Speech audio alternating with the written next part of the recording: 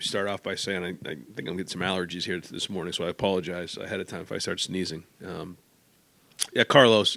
First off, when you hear about Carlos's story, it's captivating. Where he's come from, and then you start to listen to his overall knowledge of the position, his aggressiveness in recruiting, the impact he's had on people, the relationships he's had on people.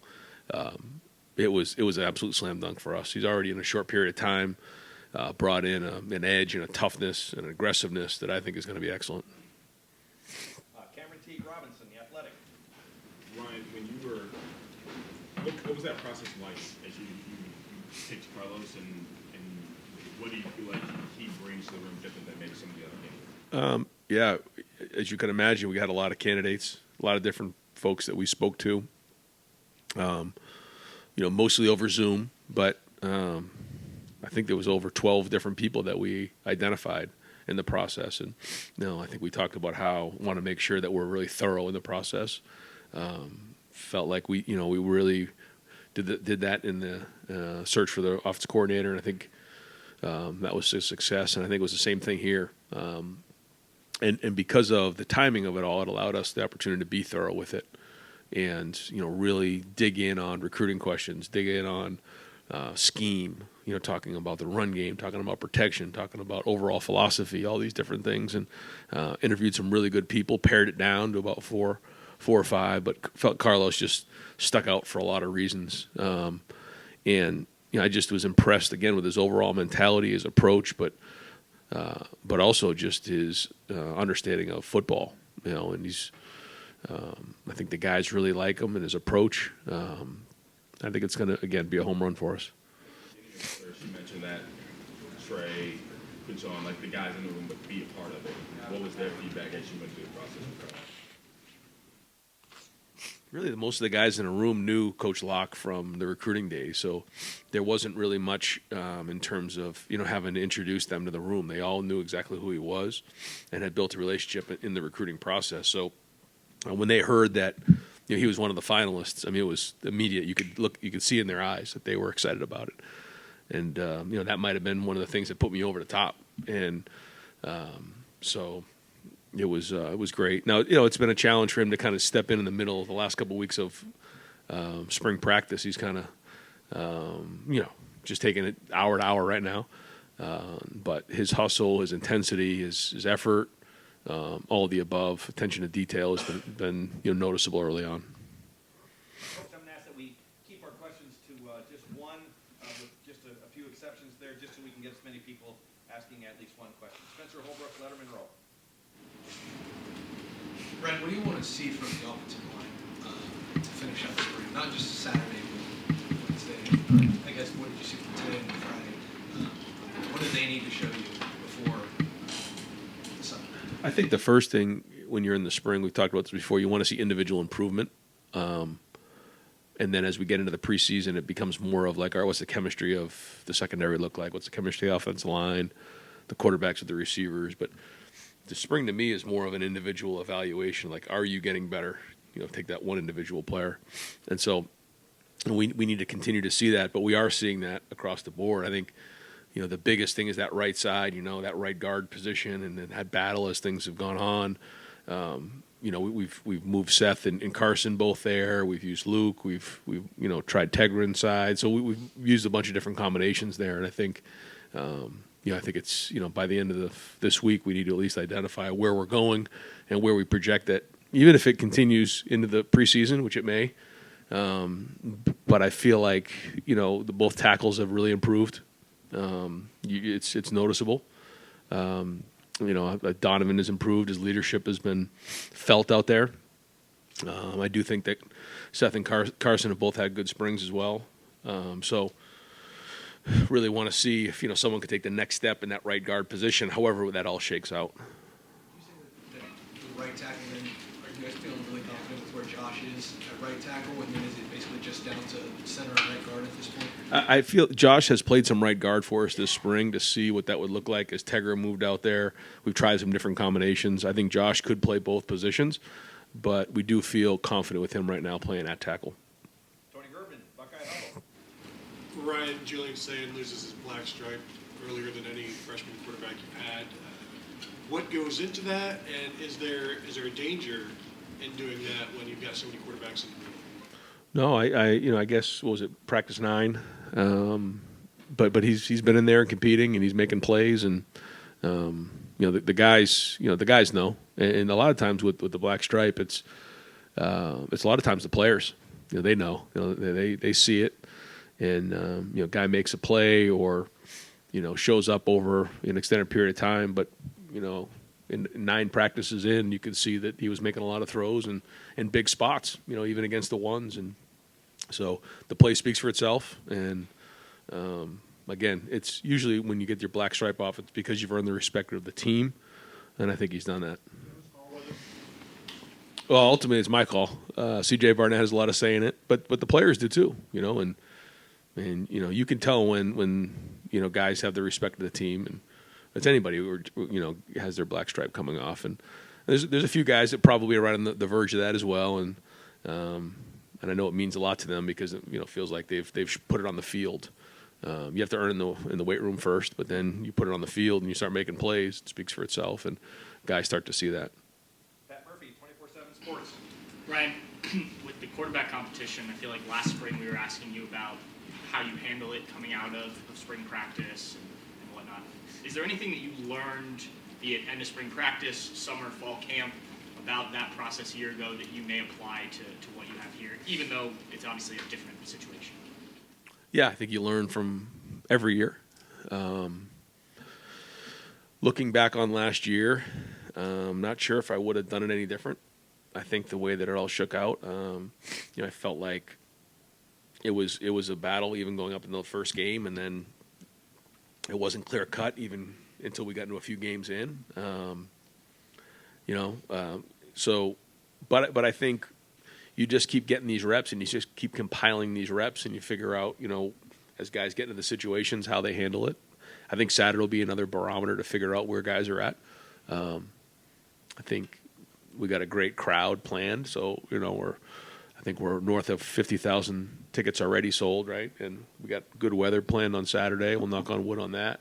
So good opportunity for some of these guys to get out there and play, Lincoln and Julian, but then also Devin and Will, and I feel like the more reps these guys get in those type of environments, you see what it looks like, and then they grow from there. So you're trying to see where they're at, but you're also trying to project where they can be as we head into the summer. Jeremy Birmingham, podcast. Ryan, obviously, transfer portal reopens on Monday. In this era of college football, how are you guys prepping for that? I mean, and how insane is it to think that you've just gone through these last 6-7 weeks of spring practice, and now you're looking at potentially another changing 10% of the roster by the end of Monday to the start of fall practice? Yeah, it is crazy. Yeah, I mean, it's unique, but I feel like we have a team that has come together for a common purpose, and we talk about why do you play so hard here at Ohio State? It's because of the brotherhood, the love of your teammates. I think we have a good group that way. I think guys want to be here. They want to be at Ohio State. They understand what it means to be a Buckeye. They see the opportunity this season. So, I don't see a bunch of guys that are just looking to run out the door. I think there'll be a couple different situations that maybe it does make sense for guys to maybe look at other places, but and we'll just we'll adapt as those happen. But we know we're going to have to play with a lot of depth next year. If you're playing 16 or 17 games more than ever before, guys are going to play football. So you might be a 2 right now, or you might be a 3, but you could be in the college football playoffs fighting for a championship and be the guy that we're counting on. So I just think this is a different and unique time that we're stepping into. So when guys are looking at the depth chart, I don't think it's as important as it always has been in the past. There's going to be a lot of football played next year, and we're going to roll guys and play depth, especially in the first half of the season, because we're going to need them in the second half of the season. And 11 Warriors. Ryan, with the quarterback competition, have you started to narrow it down at all, and has anybody started to separate from the others? No, I don't think we've narrowed it down. But you're seeing guys make certain plays and certain things that are showing up in practice.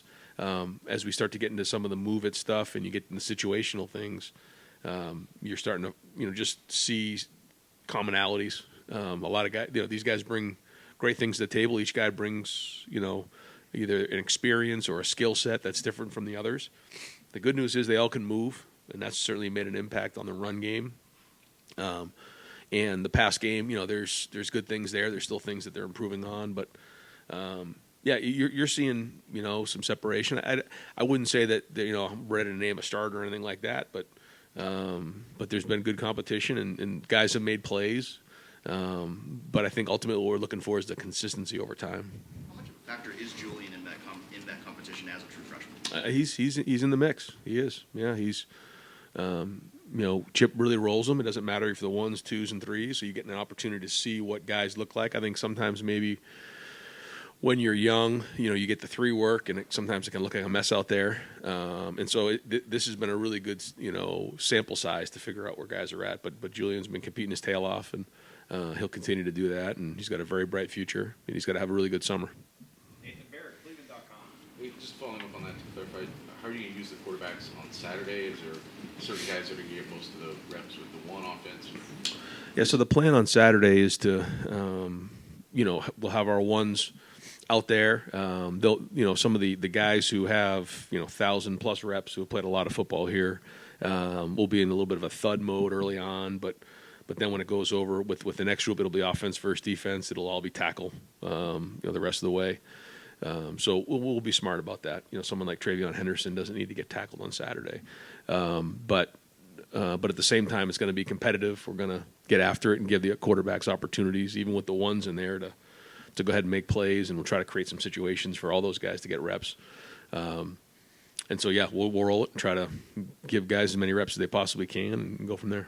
With Dallin reportedly leaving or informing you guys he's leaving, do you guys have enough depth at running back, or the quality, experience depth that you want there? Do you have to look in the portal to subsidize that position? Yeah, we're looking for 5, and so I think we're in a situation where we'll be at 5. If we need to add a 6th, then we'll look into that. But right now, I think we'll be in a situation where we feel comfortable with 5 guys. Dave Biddle, 24/7 Sports. What was your initial conversation like with Carlos, and did you have to recruit him pretty hard? I'm just curious how that first conversation went. He was excited. We were excited. I think it was kind of mutual. It's unique because of where it's at in spring, and that's a tough spot for anybody to be in, and I felt it on the other end of it. So, he's a guy who always wants to, do things the right way and handle himself the right way. But I think he just saw this opportunity as such a great opportunity for him, and I think we were probably both recruiting each other the same. Yeah. Kellyanne Stips, WSYX. Coach, going back to the spring game, what does that say for it to be nationally televised? What does it say about the momentum around this program, and how excited are the guys for this opportunity? Yeah, I think it's a great day planned. An opportunity to be the first ever spring game that's going to be televised nationally on Fox is just so exciting for our guys and for Buckeye Nation and for the program. Really cool, really great opportunity. So our guys want to put on a good show, and have some fun with it. And like you said, there's going to be a lot of great recruits here. There's a lot of great momentum around the program and how things have continued to build. But and then even that night, we have an event here in the Woody, a concert we call Saddle Up that is an opportunity to raise some money, but also getting a lot done just in terms of giving back and some charities as well. So it's a little bit of combination of NIL and some charity work, but also an opportunity to have some fun. So Gary LaVox is here and north to Nashville, something we started last year in the Woody, where folks get to actually come into the Woody, which not everybody gets an opportunity to do, and then actually have a concert on the indoor. So between that and the spring game itself, after the spring game, we do a barbecue for the families here. It's a long day, but it's a great day, and so we're praying for great weather. Bill Rabinowitz, Columbus Dispatch. When we asked you about Will Howard for the last practice, you said, he's coming along, obviously a new system, but you wanted to see a lot of growth in the next 2 weeks. Have you seen that? And is there a pecking order? Is he still the presumptive favorite? That's we haven't really talked about that very much, but his experience is definitely showing. I think that He's played a lot of football before, and I think his combination on the field of being able to extend plays with his feet, run in the run game, pull the ball. We've seen that happen before, and then be accurate with in the pocket, throwing the ball, play action on the move. All those things put stress on the defense, and so we're trying to put him in the most difficult situations we possibly can: third down, third and long, second and long, different situations, just to see how those guys respond, just like everybody else. But one thing about Will is he's working really hard. He's in the building early. He's in the building late. He's putting a lot of work in. You can just see that. I think the guys see that. And, another part of all those quarterbacks is, what do the guys think? What do the receivers think? What does the offensive line think? And I think he's done a really good job of, trying to win those guys over. I think all the quarterbacks have. But, you definitely see the hard work there. You see the experience and you see the ability. I think every practice that he's out there, he's learning the offense and feeling more comfortable with it. Devin looked really good in the practice we saw. Did you kind of assess his spring? Yeah, I think that he's now into year 3, and a lot of the things that we're doing is still what we've done in the past, so that he probably feels the most comfortable out there with the offense, and you see that. The big thing with him is just being as consistent as he possibly can, and keep the offense moving, because he certainly has the ability and definitely flashes. Austin Ward, podcast. Who on defense is giving the offense the biggest headache this spring? Right, Jim Knowles. I think with our defense this year, with Sonny, with CJ, with Cody, you're seeing Gabe in there, Arvell Reese. We got some pretty good length in there at linebacker. They're flashing. But I would say probably, it's the interior guys up front. They're creating havoc in the backfield. DBs are very active. They're getting their hands on a lot of balls. So I think it's everybody. I think the coverage and the rush is working together. The scheme is now into year 3, and I think guys are understanding. You're starting to see Caleb really understand now. The first 6-7 practices, and now like the second half of the spring, he's really taken off. You just see how fast he's seeing it. But I think our guys have done a really good job of making, zone look like man look like zone. The pressures, all those things are really starting to add up, and it's not easy on the offensive side. So I think it's the combination of scheme and talent, but I do think overall we have pretty good athleticism and length, especially in this second level. Tim May podcast. Oh, thank you, Jerry. Julian Sayin, for example, where are you in starting a freshman quarterback? Do you look at him as just another one of the guys competing out there, or do you keep in mind he's a freshman? Just kind of what's your thinking along those lines, right? I think it's just the mindset for him is that he needs to be ready to go, play at Oregon. He's got to be ready to go play at Penn State. He's got to go ready to play against the team up north. He's got to go play for the Big Ten and a national championship. And that's in his mind, because as we know, the last time a national championship was won, we were on to quarterback 3. And, with the quarterbacks having the ability to run, like we haven't done that a lot here. Justin was probably the last one, and boy, he really kind of limped in the last couple games because of that. And so we're going to need guys. So I think, now more than when we had CJ and Dwayne and even Kyle, where we didn't really run those guys, they kind of survived the whole season. We're gonna run the quarterback some this year, and because of that, we're gonna need depth, and so that room's got to be strong. So to me, it's not about like maybe in the past where it was like just the quarterback and we were gonna kind of keep him upright. This year, we're going to do that with Chip. So we need depth in that room. So his mindset's got to be that I'm playing next year, and if he's the best available at the time, then he's going to play. You know how a youngster comes in. Sometimes they get in line, but sometimes they line up and they want to, They want the line to go this way, not that way. Yeah. And stuff. Has he been like that? Assertive? It's been unbelievable. How has that shown up? I guess. Not just really good. I mean, he has a good plan when he gets out there. Doesn't want to get his hand held. I've been impressed with his approach, and like I said before, he's got a really, really bright future. I mean, how fast he gets on the field will be just kind of up to him.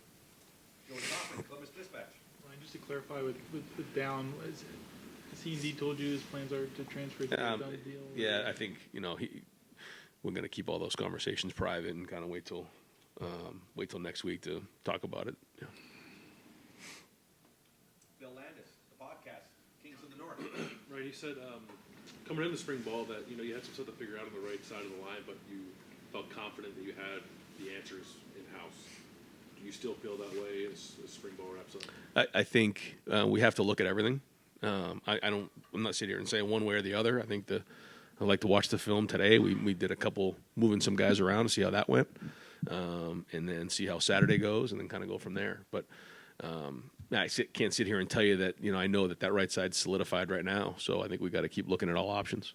You said you think both tackles, the Joshes, I guess, have improved. Yeah.